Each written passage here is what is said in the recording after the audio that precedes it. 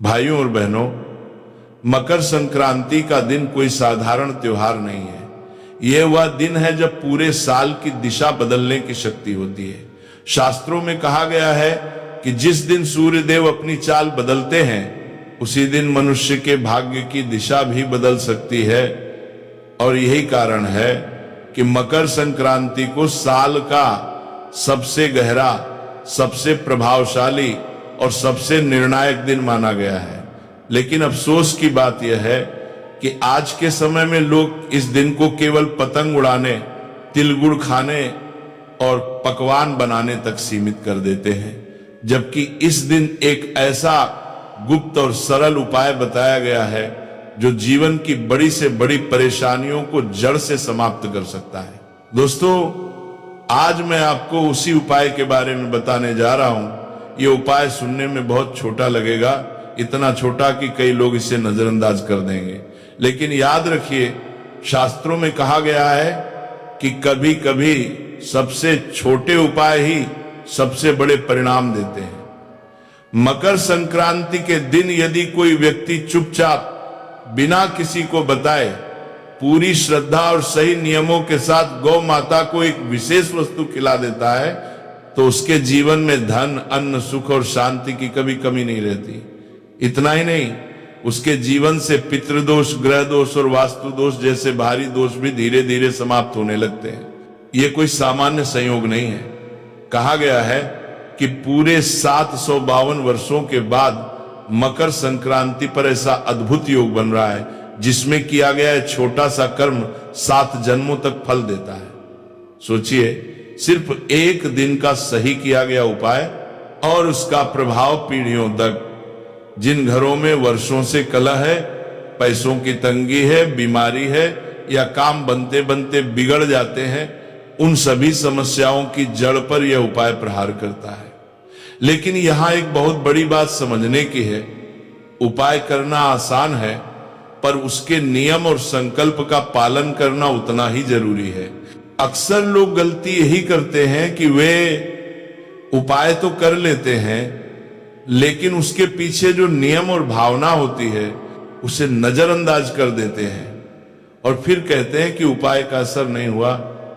इसलिए मैं आपसे साफ कहना चाहता हूं कि इस उपाय के नियम थोड़े कठोर हैं, लेकिन वही नियम इसकी शक्ति भी है। बिना नियम के किया गया उपाय बीज की तरह होता है, जिसे पानी नहीं मिला वह कभी फल नहीं देता। इसलिए मकर संक्रांति के दिन गौ माता को क्या खिलाना है, कैसे खिलाना है, किस समय खिलाना है और मन में क्या संकल्प रखना है, ये सब जानना आपके लिए बेहद जरूरी है। अब सवाल ये उठता है कि आखिर गौ माता और मकर संक्रांति का आपस में क्या संबंध है। दोस्तों, सनातन धर्म में गौ माता को केवल पशु नहीं माना गया, बल्कि उन्हें माता का दर्जा दिया गया है। कहा गया है कि गौ माता के शरीर में सभी देवी देवताओं का वास होता है और मकर संक्रांति के दिन जब सूर्य देव उत्तरायण होते हैं तब देवताओं का समय प्रारंभ होता है। यानी यह दिन देव शक्तियों को प्रसन्न करने का सबसे श्रेष्ठ अवसर होता है। ऐसे में गौ माता को श्रद्धा से अर्पण किया गया थोड़ा सा अन्न भी सीधे देवताओं तक पहुंचता है। मैं आपसे हाथ जोड़कर एक छोटा सा निवेदन करना चाहता हूं, इस बात को हल्के में मत लीजिए। मकर संक्रांति साल में केवल एक बार आती है। यह कोई रोज मिलने वाला अवसर नहीं है। अगर आपने इस दिन को यूं ही गंवा दिया तो पूरे साल वही समस्याएं, वही परेशानियां और वही संघर्ष दोबारा आपका इंतजार करेंगे। लेकिन अगर आपने इस दिन सही भाव, सही नियम और सही संकल्प के साथ ये उपाय कर लिया तो आने वाला समय आपको खुद बताएगा कि आपने कितना बड़ा निर्णय लिया था। आगे मैं आपको विस्तार से बताऊंगा कि वह गुप्त वस्तु क्या है जो गौ माता को खिलाई जाती है, इसके नियम क्या हैं, किन सावधानियों का पालन करना जरूरी है और यह उपाय किन किन रास्तों से आपके जीवन में धन, सुख और शांति लेकर आता है। इसलिए इस बात को अंत तक ध्यान से सुनना और समझना बहुत जरूरी है, क्योंकि यह जानकारी केवल जानने के लिए नहीं बल्कि जीवन बदलने के लिए है। क्योंकि मकर संक्रांति सिर्फ एक साधारण दिन नहीं है।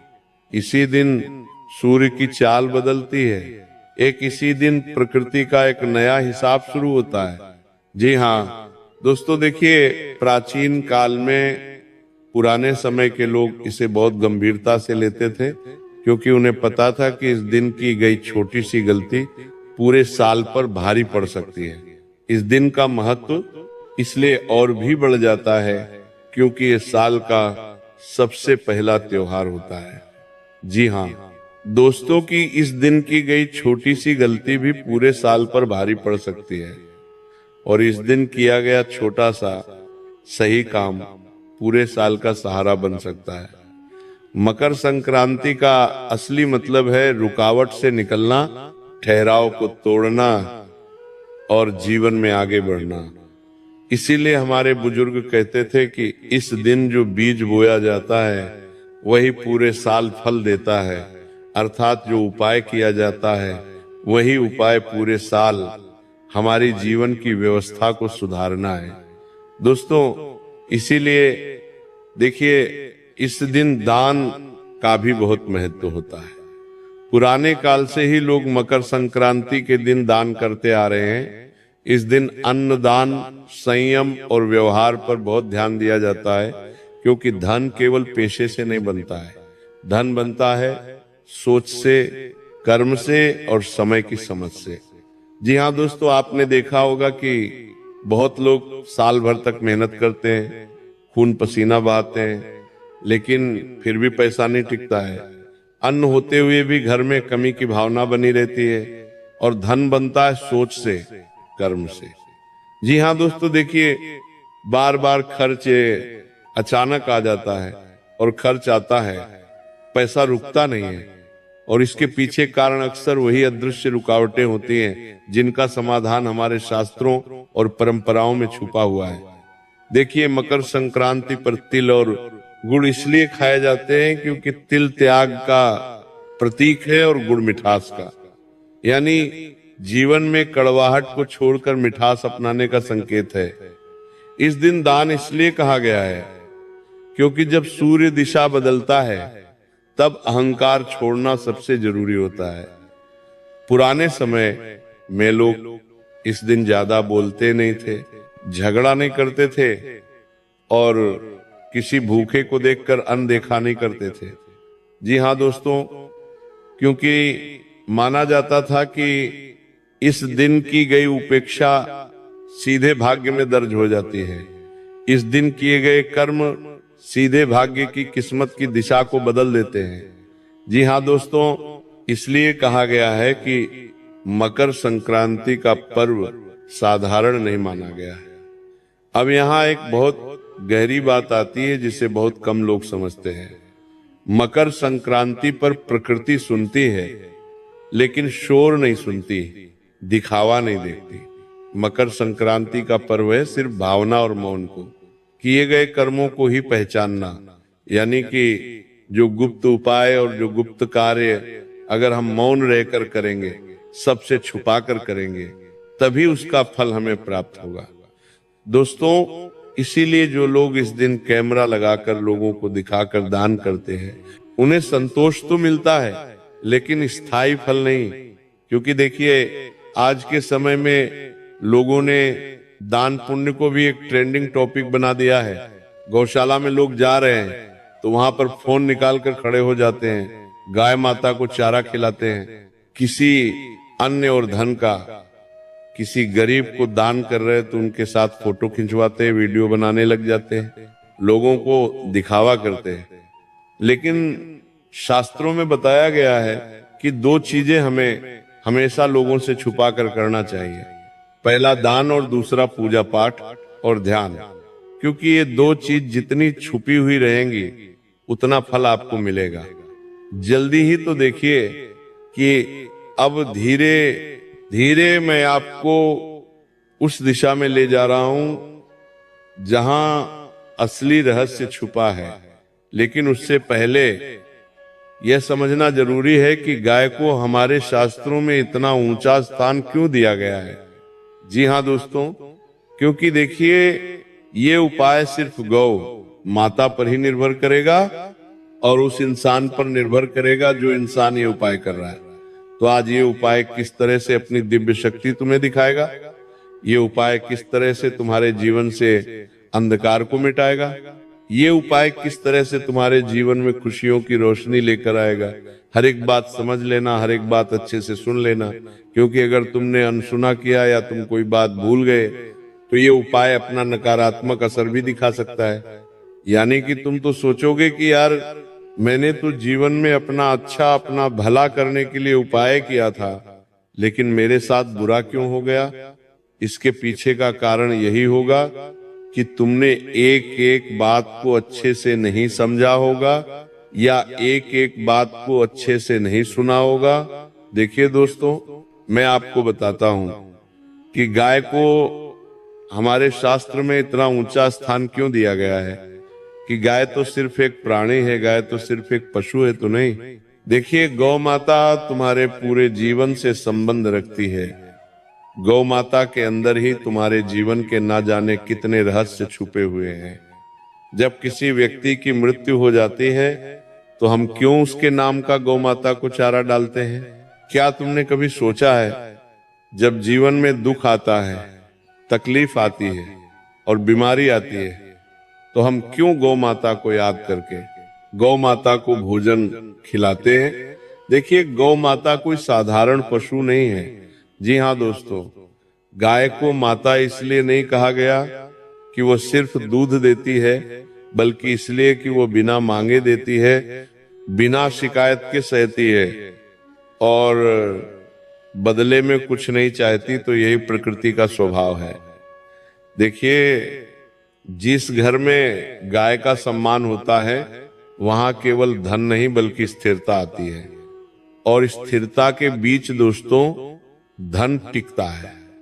जी हाँ, लेकिन ध्यान रखिए, यहां मैं किसी को दिखाने वाला उपाय नहीं बता रहा, ना ही कोई ऐसा काम जो बाजार में बिकता हो, क्योंकि मैं गारंटी के साथ कहता हूं कि पूरे YouTube पर आपको आज से पहले इस उपाय के बारे में किसी ने नहीं बताया होगा ना, किसी कथावाचक ने बताया होगा, ना किसी गुरुजन ने बताया होगा, ना किसी विशेष पंडित या ज्ञानी ने बताया होगा, क्योंकि ये उपाय इतना गुप्त है कि इस उपाय का उल्लेख किसी भी शास्त्र में नहीं मिलता है। जी हाँ दोस्तों, ये उपाय सिर्फ किया जाता है सच्चे मन से, सच्चे दिल से, पवित्र कर्म से। जी हाँ दोस्तों, देखिए कि जो उपाय मैं बता रहा हूं वो उपाय हमेशा चुपचाप किया जाता है, और अब तक जो मैं बता रहा था वो भूमिका थी, क्योंकि अगर आप सीधे उपाय पर आ जाते तो उसका असर आधार रह जाता। अब ध्यान से सुनिए, क्योंकि यहां से बात गुप्त हो जाती है और यहीं से इस उपाय का असली महत्व और इस उपाय की असली प्रक्रिया शुरू होती है।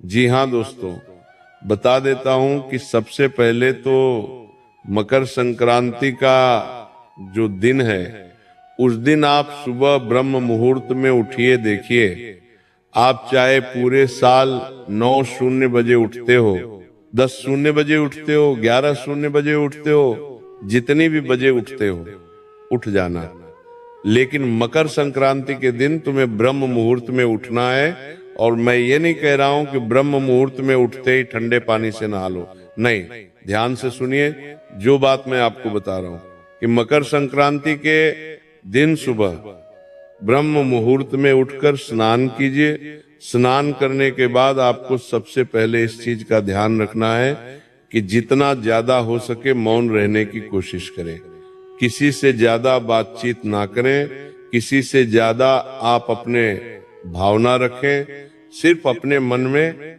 आप भगवान का स्मरण करें और भगवान का नाम लेते रहें या नाम जप करते रहें।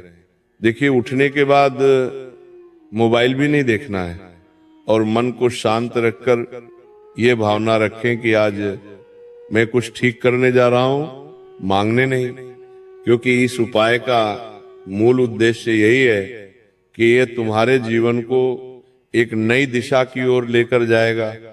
जो चीजें तुम्हारे जीवन में बिगड़ी हुई है उन चीजों को ये उपाय सुधारेगा। जी हाँ दोस्तों, देखिए, मन में आपको यही भावना रखनी है कि आज मैं कुछ ठीक करने जा रहा हूँ, मांगने नहीं जा रहा हूँ। इसके बाद गाय के लिए जो चीज बनाई जाती है वो देखने में बहुत साधारण होती है, इसीलिए लोग इसे हल्के में ले लेते हैं, लेकिन यही इसकी ताकत है। देखिए, जो चीज मैं बता रहा हूं वो चीज बहुत साधारण है, और उस चीज के बारे में आपको आज से पहले किसी ने नहीं बताया होगा। इसके साथ ही इस चीज का भी ध्यान रखिएगा कि इस उपाय में ना कोई मंत्र बोलना है, ना कोई नाम लेना है, बस समझ के साथ करना है। और गाय को जो खिलाया जाता है वह है थोड़े से सफेद तिल। ये भी बताऊंगा कि मकर संक्रांति और तेल का क्या महत्व है, लेकिन उससे पहले आप सुन लीजिए कि गाय को खिलाने वाली वो गुप्त चीज क्या है। कान खोल लीजिए, और अगर आप किसी कागज पर लिखना चाहते हैं तो लिख भी लीजिए, ताकि अच्छा रहेगा कि आप भूले नहीं। ध्यान से सुनिए। आपको थोड़े से सफेद तिल लेने हैं, थोड़े से काले तिल लेने हैं, थोड़ा सा गुड़ का चूर्ण लेना है, और ध्यान रखें टुकड़ा नहीं, आपको चूर्ण लेना है। यानी कि अगर आपके घर में गुड़ है तो उस गुड़ को आप पीस लें। अब उसमें कुछ कच्चे चावल के दाने, और सबसे अंत में उंगली से छुआ हुआ एक नमक बूंद देसी घी आपको उसमें मिलाना है। यानी से कि उसके अंदर थोड़ा सा काला नमक मिलाना है, थोड़ा सा सेंधा नमक मिलाना है, और गाय का शुद्ध पवित्र एक चुटकी घी उसके अंदर मिलाना है। अब यहाँ एक बहुत गुप्त है कि सेंधा नमक जो मिलाया जाता है तो वो नमक साधारण नहीं होता है। और ये भी ध्यान रखिएगा कि आप गलती से कहीं साधारण नमक मत मिला देना, उसमें थोड़ा सा सेंधा नमक मिलाना और थोड़ा सा काला नमक मिलाना। देखिए, ये सब किसी थाली में सजा कर नहीं, बल्कि सीधे हाथ में लेकर गाय को खिलाना है। अगर आप अपनी हथेली में रखकर गाय को खिलाओगे और गाय ने अपनी जीभ से तुम्हारी हथेली को स्पर्श कर लिया, आपकी बात करने तुम्हारी बनानी नहीं, तलवार में हथेली करना, तो समझ जाना कि साक्षात माता ने तुम्हारे सारे कष्टों को अपने अंदर समाहित कर लिया है। क्योंकि देखिए, आपको मैं बता देता हूं कि ये सब चीजें अगर आप थाली में रखकर गौ माता को अर्पित करेंगे तो उतना जल्दी असर नहीं होगा। सीधे हाथ में लेकर गाय को खिलाना है। उसके बाद ध्यान रहे, ये उपाय आप कर ले तो किसी को बताना नहीं है, ना किसी को दिखाना है। और सबसे जरूरी बात, खिलाते समय कोई इच्छा नहीं बोलनी है, बिल्कुल खाली मन रखना है, शांत मन रखना है मन में किसी के प्रति। ना तो नकारात्मक भाव उत्पन्न हो, ना किसी के प्रति हम गलत सोचे, ना किसी के प्रति अच्छा सोचे। खाली मन रखना है, कोई भी आपको अपनी इच्छाएं नहीं बोलनी है। जी हाँ, बस मन में ये भावना रखना है कि जो होगा सही होगा, और जो आप माता मेरे लिए करेगी उसी में मेरी खुशी होगी, इतना बोलना है। और बता देता हूं कि अगर इसे गाय थोड़ा सा भी खा लेती है, अर्पित कर लेती है, तो समझ लीजिएगा कि संकेत मिल गया है। इसके बाद पूरे साल एक नियम अपने आप लग जाता है, आप अन्न का अपमान नहीं करेंगे। इस उपाय को करने के बाद 3 से 4 नियम है जो मैं बता रहा हूं। अन्न का अपमान नहीं करेंगे, क्योंकि अन्न किससे संबंध रखता है? मां अन्नपूर्णा से। अन्न का अपमान करोगे तो आप सीधा मां अन्नपूर्णा का अपमान करोगे। दूसरी चीज है दोस्तों कि खाने को व्यर्थ नहीं फेंकेंगे, और महीने में कम से कम एक बार किसी जानवर या किसी पक्षी के लिए चुपचाप आप कुछ खाने का रख देंगे बिना किसी को बताए।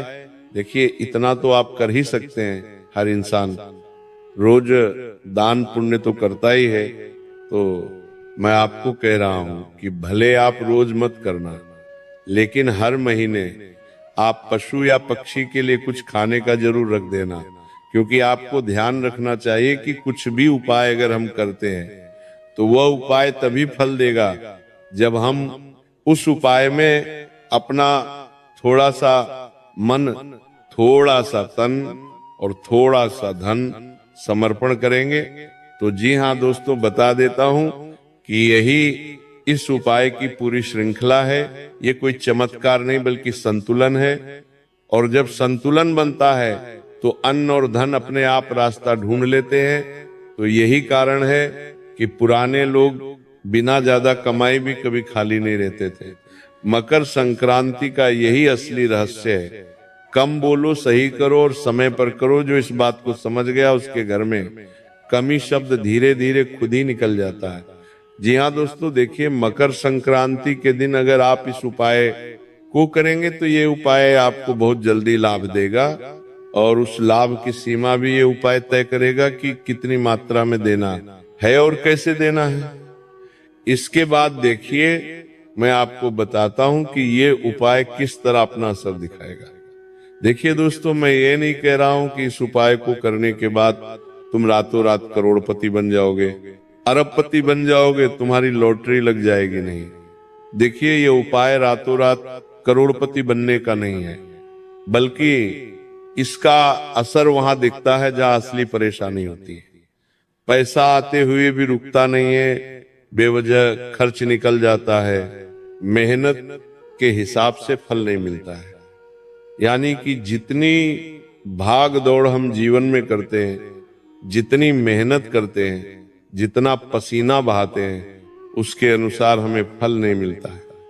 तो इस उपाय के बाद से सबसे पहले यही महसूस होता है कि पैसे का बहाव सुधारने लगता है, खर्च सोच समझकर होने लगता है और अचानक होने वाले नुकसान कम होते हैं और धीरे धीरे बचत बनने लगती है।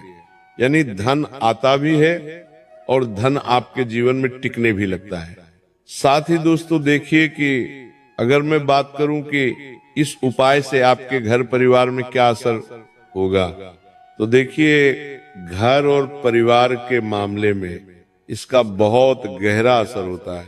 क्योंकि धन की कमी पहले मन में अशांति आती लाती है और इस उपाय के बाद घर का माहौल धीरे धीरे शांत होने लगता है। बेवजह के झगड़े कम होते हैं, घर में बैठने का मन करने लगता है और एक दूसरे की बात सुनने की क्षमता बढ़ती है। कई लोगों को यह भी अनुभव होता है कि घर में अन्न की बरकत बढ़ जाती है और थोड़े काम में चलन होता है और भोजन की कद्र अपने आप होने लगती है। यानी कि देखिए अक्सर कई घरों में ऐसा होता है कि परिवार एक साथ बैठकर भोजन खाने में असमर्थ रहता है। कभी घर का कोई व्यक्ति किसी काम में अटका हुआ है, कभी कोई व्यक्ति बाहर गया हुआ है। इस वजह से देखिए घर का जो माहौल होता है वो बिगड़ने लगता है। और शास्त्रों में बताया गया है कि हमें दिन में एक समय कम से कम पूरे परिवार को साथ बैठकर भोजन करना चाहिए। देखिए विवाह और रिश्तों की बात करें तो ये उपाय सीधे शादी कराने वाला नहीं है। आप सोच रहे होंगे कि इस उपाय को करने के बाद तो मेरे शादी विवाह के योग बन जाएंगे, मेरे तुरंत विवाह हो जाएगा। तो देखिए तुरंत विवाह तो नहीं होगा, लेकिन हाँ शादी विवाह होने के योग जरूर बनेंगे। कि रिश्तों में जो अड़चने आती है, बार बार बात बिगड़ जाना, सही रिश्ता आते आते टूट जाना, घर में मनमुटाव पर इसका असर पड़ता है। क्योंकि जब व्यक्ति के भीतर ढेर स्थिरता आती है तो रिश्तों में भी वही उड़ जाती है। विवाहित लोगों के लिए ये उपाय समझ और सहनशीलता बढ़ाता है, जिससे संबंध बहुत मजबूत होते हैं। जी हाँ दोस्तों, देखिए मानसिक स्थिति और आत्मविश्वास पर इसका प्रभाव पड़ता है। बहुत लोग बाहर से ठीक दिखते हैं, लेकिन अंदर से लगातार डर, चिंता और असुरक्षा में रहते हैं। तो ये उपाय करने के बाद मन हल्का महसूस करता है, बिना कारण की बेचैनी खत्म होती है और व्यक्ति को लगता है कि चीजें उसके खिलाफ नहीं बल्कि उसके साथ चल रही है। यही आत्मविश्वास आगे चलकर धन और सफलता का रास्ता खोलता है। देखिए दोस्तों कि बहुत सारे लोग ऐसे भी होते हैं जिनके व्यापार और व्यवसाय में दिक्कतें आती हैं, रुकावट आती है, ग्राहक दहली नहीं चलता है, व्यापार और व्यवसाय पर तो देखिए इस उपाय का असर निर्णय शक्ति पर पड़ता है। एल, बहुत बार नुकसान इसलिए होता है क्योंकि गलत समय पर गलत फैसला ले लिया जाता है। भरोसे के लायक होने वाले लोगों पर भरोसा कर लिया जाता है और जिनके ऊपर हमें भरोसा नहीं भी होता है उनके ऊपर भी हम भरोसा कर लेते हैं। तो इस उपाय के बाद व्यापार में स्थिरता आती है, ग्राहक धीरे धीरे बढ़ते हैं, पुराने अटके हुए काम चलने लगते हैं और सबसे खास बात है मन भ्रमित कम हो जाता है, क्योंकि कई बार इंसान भ्रम में आकर ही अपने ऊपर मुसीबतों को निमंत्रण दे देता है, जिससे फैसले साफ और मजबूत नहीं हो पाते हैं। तो देखिए यह मन को भ्रम को संतुलित करता है। यह बदलाव अचानक नहीं बल्कि लगातार महसूस होता है। तो दोस्तों, आशा करता हूं कि यह उपाय आपको बेहद पसंद आया होगा और मकर संक्रांति पर आप सभी इस उपाय को जरूर करने वाले हैं। तो उपाय करने वाले हैं तो मेरी एक एक बात को ध्यान में आप रख लीजिएगा। उपाय से संबंधित नियम, उपाय से संबंधित छोटे छोटे आपको गुप्त रहस्य और छोटी छोटी सावधानियां आपको रखना पड़ेगी। तो देखिए, आशा करता हूं कि वीडियो की समाप्ति यहीं पर होती है।